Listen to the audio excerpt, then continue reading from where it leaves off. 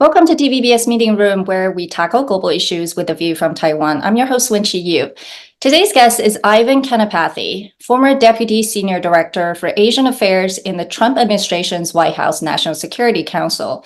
A former Top Gun instructor, Ivan was the military attaché at the American Institute in Taiwan. He's a well-known expert on Taiwan's defense. He recently contributed to The Boiling Moat, a new book about the urgent steps to defend Taiwan. So welcome back, Ivan. Hey, great to be here, Wenqi. All right, we have to start by asking, what do you think about the attempted assassination of former President Trump over the weekend and his VP nominee, J.D. Vance? Any implications on Taiwan or China? So for the first question, no, I don't think any implications on Taiwan or China. I sure hope not. I think it does affect the election, does it? It could affect the election. I think we're still far enough out from the election, right? I think there'll be bumps in polls, but there's a lot more of election season to go. So we'll see what happens. Obviously, big implications for the Secret Service and the job that they do. So maybe there'll be some issues there worked out here in Washington. But I think enough on that. As far as J.D. Vance goes, I think that's one of the widely expected choices that Trump would make. You know, I think there were 2 or 3 names being thrown out there toward the end, and he was one of the leading contenders. So not surprising. I think he's very aligned with Trump's view, especially on domestic economic issues and things like that. He tends to be, from what we've seen, quite hawkish on China. He has made some remarks about Taiwan that I think are largely in line with U.S. policy. He's quite, I think, skeptical about continuing to fund security assistance for Ukraine, which we've also heard from the right. So I think nothing surprising and nothing that's going to throw a big difference in where the race is and where people are supporting. Yeah, there's a lot of analysis about what his stance is on China and Taiwan, but he's still a relatively new face in American politics and doesn't seem to have too much foreign policy experience. So we will wait and see. Obviously, they have to win the election first. So we'll turn to the book that you recently contributed to with 2 chapters, The Boiling Moat.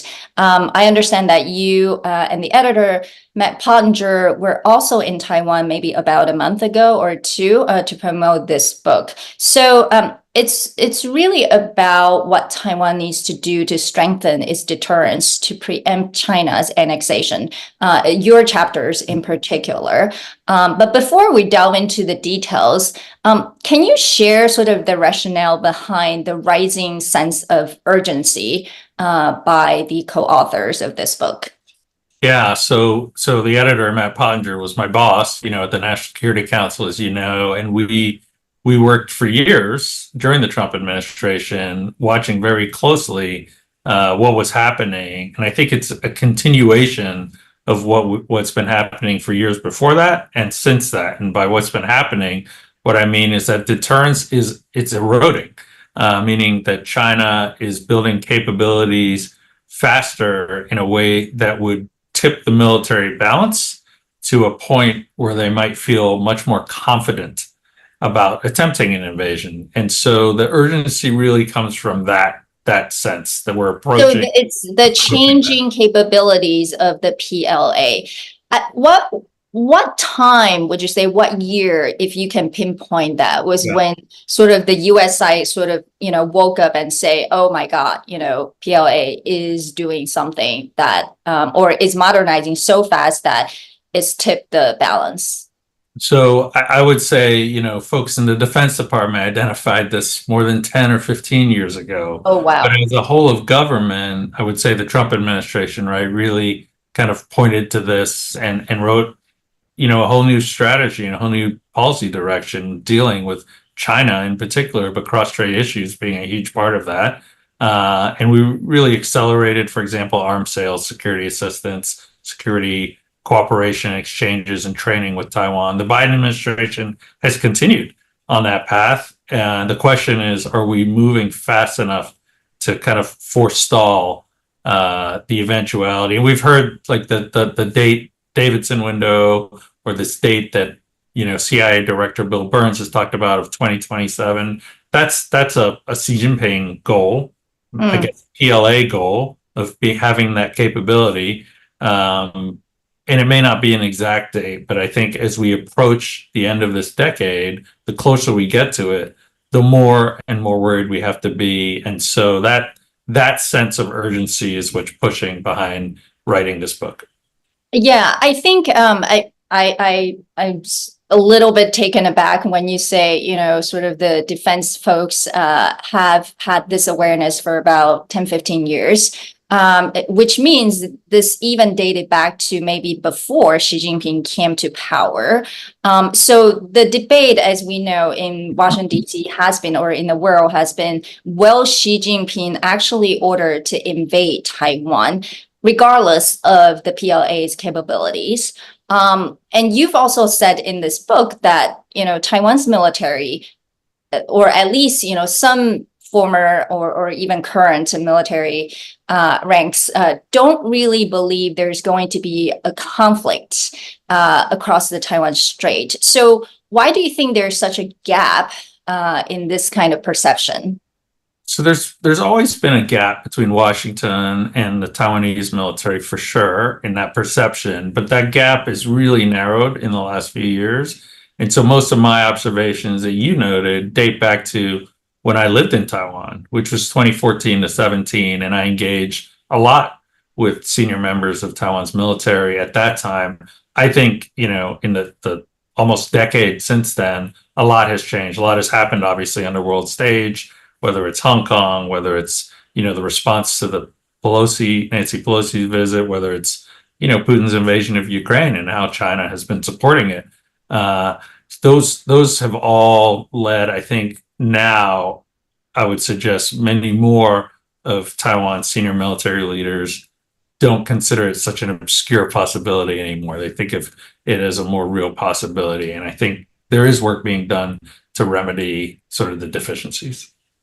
Well, so in addition to this, hopefully, in a good development in terms of changing perception, you've dealt with Taiwan's MND, Ministry of National Defense, for a long time. And there's also a chapter in this book saying, it has a very stubborn culture and traditions that may not prepare Taiwan to quickly counter a potential PLA attack. So what are the greatest challenges that you think need to be immediately addressed? So I think that Taiwan services operate not that differently than our own. They're somewhat parochial and self-absorbed, if you will. And if you let the U.S. Navy decide in a vacuum what it would want to buy, the most advanced and newest and most powerful ships, and our Air Force would want to buy all the newest, greatest fighters. And so it's no different than Taiwan's military would want that.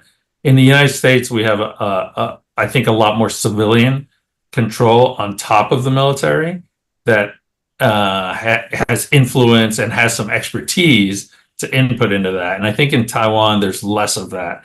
Less involvement, so a bigger divide between civilian and the military sectors. And I think that's what is being corrected and really needs to be corrected.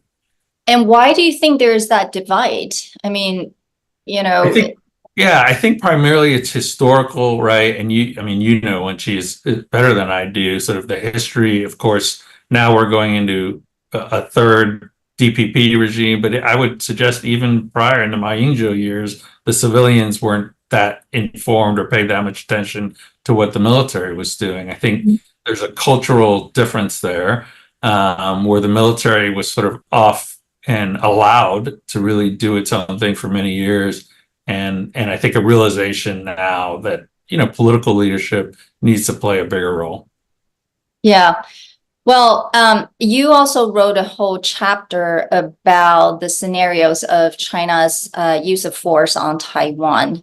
I have to say, had goosebumps when I was reading through the chapter, and I'm really hoping, none of it would happen to Taiwan. But can you just sort of lay it out there, some of the scenarios that you think, might happen in the case of a China invasion? Yeah, I think the one sort of most obvious one, and we shouldn't ignore it because it is the most obvious one, and in my view, probably the highest potential, although still a few years away, is the invasion scenario. And I think the lesson from Ukraine that I would take, and I would assume Xi Jinping has taken, is that he really needs to use overwhelming force to achieve his goals quickly, which is what Vladimir Putin failed to do, right? Putin's intention, and everybody in the world, including Washington, D.C., thought that war would be over in a week and Russia would control Ukraine. Well, that's what I think Xi Jinping assumes he needs to accomplish in Taiwan. He can only do that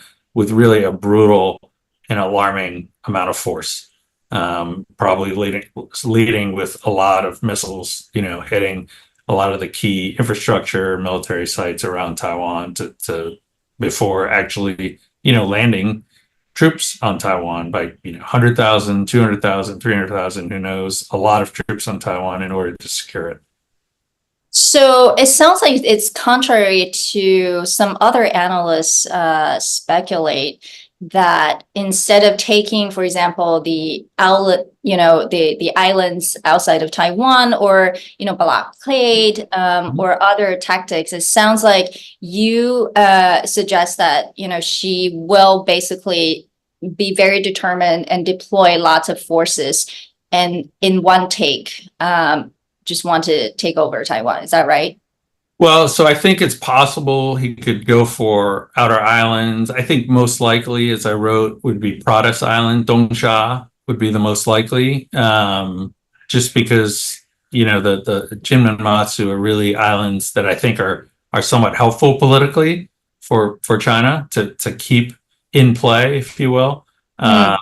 So, but either way, so I think that is a possibility. But I think the blockade and the quarantines, at the end of the day, from a deterrence standpoint, Xi Jinping can't assume that the Taiwanese people are going to give up, without a fight. Which I think a blockade scenario is premised on that assumption. I don't assume that. I have a lot more faith. I've been lived in Taiwan for 3 years and visiting there often ever since. And I think the Taiwanese people are extremely resilient and very much love their democracy. And I think in a blockade scenario, they would be very resilient. When you compare it to what the Ukrainians have had to deal with, suffering through a blockade is nothing. It's easy. And I think the Taiwanese people would certainly want to do that. And therefore, I think China always needs in its back pocket, if it's going to attempt any of these gray zones, attempts to take over, to force capitulation, in other words, it would have to have an invasion as a plan B, as the backup. Therefore, from a deterrence standpoint, Wenchi, I think our argument in the book is that, well, as long as you can really make sure he doesn't have that plan B option, in other words, if you can prevent the invasion credibly, then he won't go for the blockade and he won't go for these other lesser options because he doesn't have that trump card in his back pocket. Yeah, I mean, in addition to, I would say, possible force over Taiwan, you also discussed gray zone activities. Can you say what some of the activities may be or are? Yeah, so a lot of the gray zone that's happening is certainly concerning, but it's not existential. And I think what we put in the book is that Taiwan really needs to approach the military gray zone, for example, the flights and ships around, and take a look with perspective and with patience. A lot of it is annoying, is a political message, but is it truly dangerous to Taiwan in any way? I would suggest it's not, unless they cross certain lines of territorial space, which is 12 nautical miles, or contiguous zone, which is 24 nautical miles. then I think concerns arise. But sort of activities a little further out than that, whether it's the center line or the ADIZ, maybe we shouldn't be paying as much attention to those. Yeah, I thought that was really interesting in your book when you discussed that crossing the center line. Because in Taiwan, it's, almost like a daily news now, how many bombers cross the line, etc. But you do not believe that matters as much. You don't even think the center line is truly the center line, right? That's right. I mean, it's sort of a figment left over, like the ADIZ from the Cold War, when the political situation was quite different, and also the military balance was quite different. I mean, I think most people, at least in Taiwan, know that, in the 1960s, Taiwan was flying U.S.-made U-2 aircraft over China. Mm-hmm. And so, there's a little bit of this idea of like, apparently it was okay some number of years ago when the military balance was the other way for Taiwan to infringe literally over China's mainland. But for some reason, China can't even cross in international waters, right? Over some artificial center line. Yeah. So it sounds like it's more sending political message rather than real threats, military threats. That's right. That's exactly what it is, Wenchi. I mean, we have to be aware that China can lob 2,000 missiles at Taiwan tomorrow without launching a single plane or launching a single ship. So the ships and planes, while important, they're not necessarily indicative of the threat. Yeah, I hope this message gets out more beyond just sort of the Taiwanese audience. Obviously, Taiwanese are sort of numb and used to it, but the international media seems to play out this, how many bombers cross the center line, and as a threat to Taiwan, when perhaps overlooking what the other signals that China is sending that's more important. I want to switch some perspectives. Obviously, this book is written collectively by a lot of experts from different parts of the world, including one from Taiwan, Enoch Wu. However, I think critics of the book center on this sort of alarm-sounding approach to the Taiwan Strait and a very U.S.-centric view of the Indo-Pacific region, or the Taiwan Strait, or China.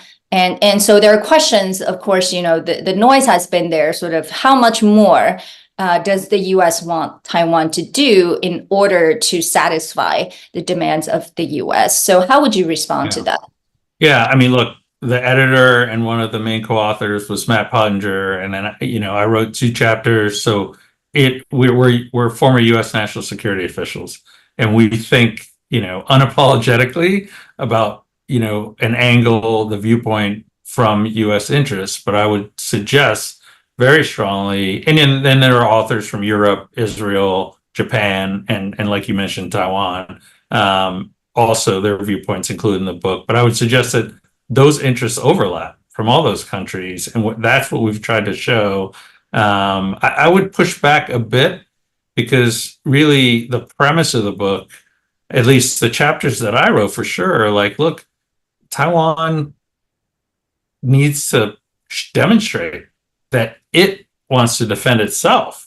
And that's how it will get the United States to defend Taiwan. Like, not just the promises of like, do we have a defense treaty or strategic ambiguity or clarity? Like, those are all words, right? I mean, but actually doing it matters. And the example I would give you is when, at the very beginning of the war in Ukraine, when apparently we went to President Zelensky and offered him a ride, and he said, I don't want a ride, right? He said something like, I want more weapons, right?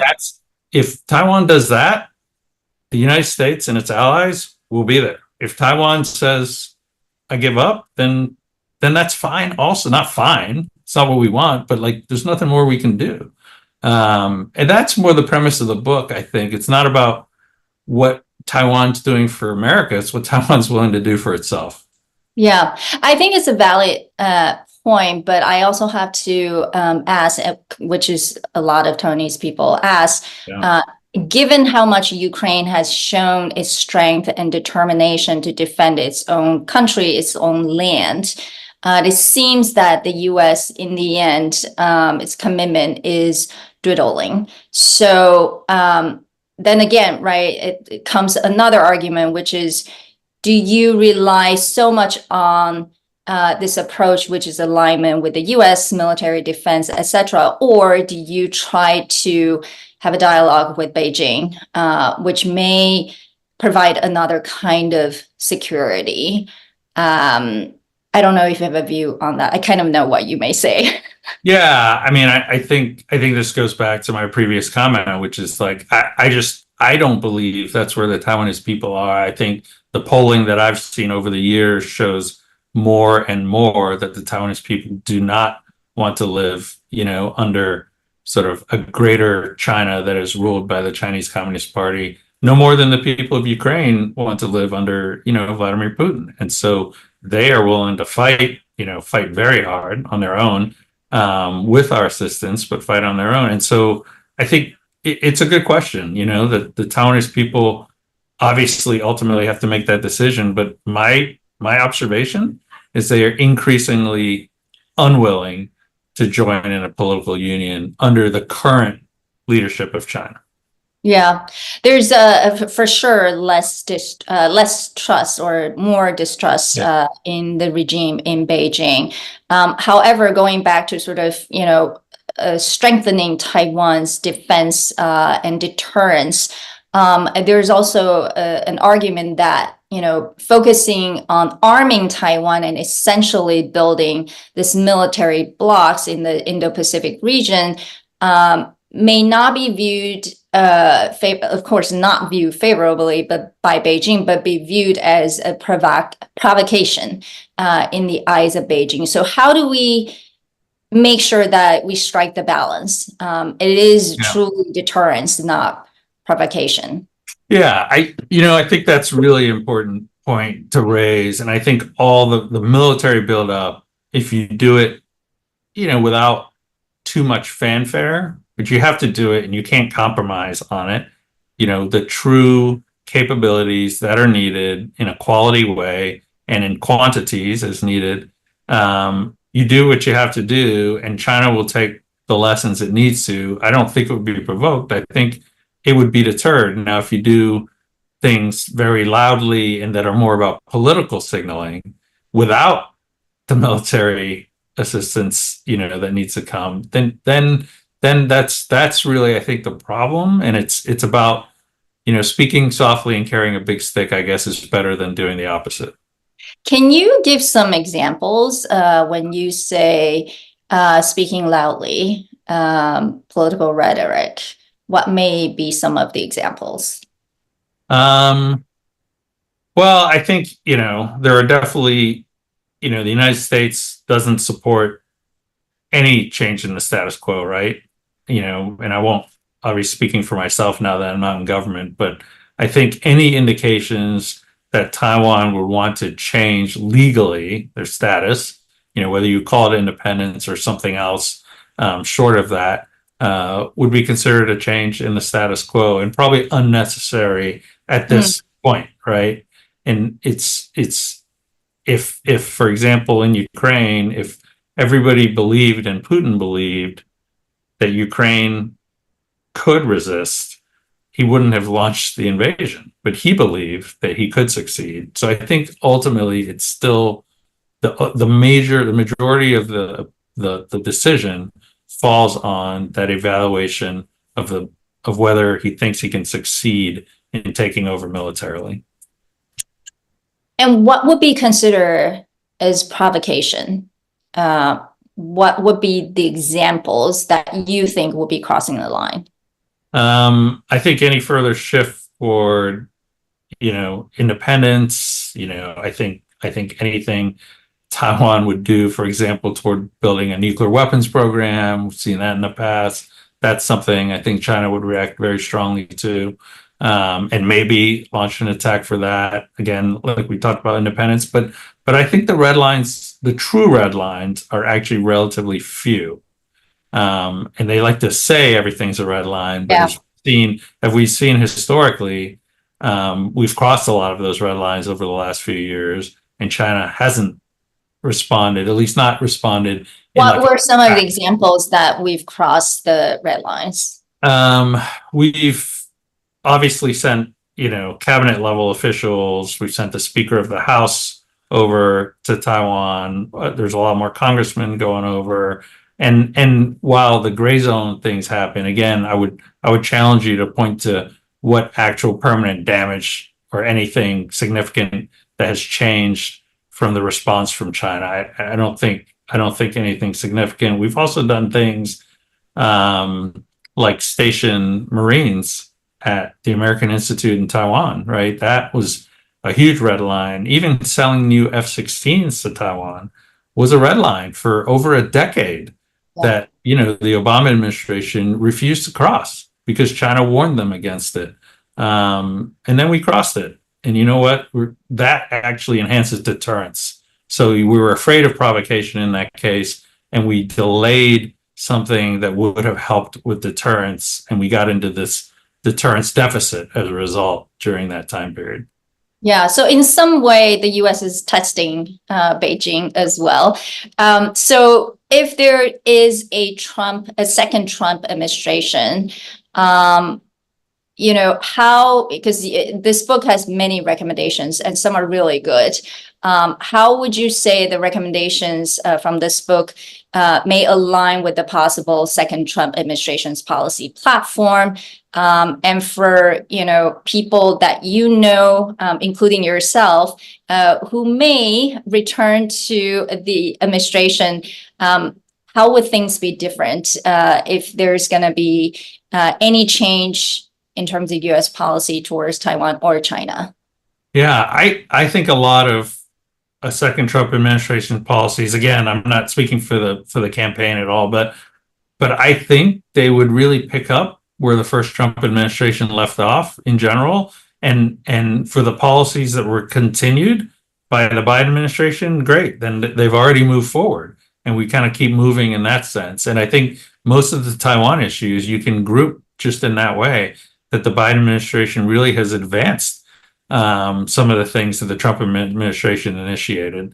So I see continuity in Taiwan policy, which is good for U.S.-Taiwan relationship. It's not, they don't have to worry about, Taiwan doesn't have to worry about who's in power in the White House. I think largely continuity. There will be little cosmetic changes here and there, as there always are. But I think overall, the team in Taiwan, the government in Taiwan, and I think it would be true even if the KMT came into power, would be comfortable working with either party in the United States. Well, with that, thank you for speaking to us again.